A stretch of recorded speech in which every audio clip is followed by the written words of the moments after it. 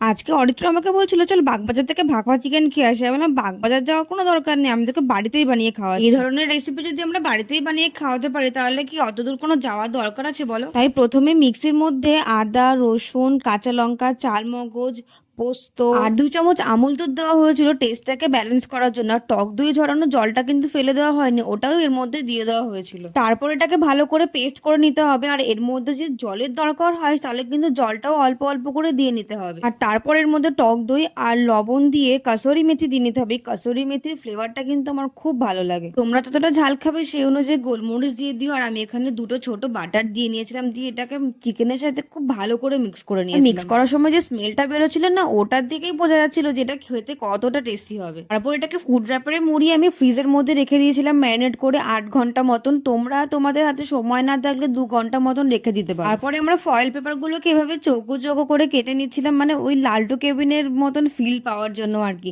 তোমরা চাইলে টিফিন বক্সে করে ভাপিয়ে নিতে পারো, কোনো অসুবিধা নেই। দেখো চিকেনের সাথে অল্প অল্প গ্রেভি দিয়ে ফয়েল পেপারটাকে ঠিক এইভাবে মুড়িয়ে নিয়েছিলাম। আর হ্যাঁ, তোমাদের একটা কথা বলে দিই, চিকেনের পিস যদি বড় বড় থাকে তাহলে কিন্তু ওগুলোকে অবশ্যই চিড়ে নেবে, না হলে কিন্তু ওর মধ্যে একদম মশলা ঢুকবে না।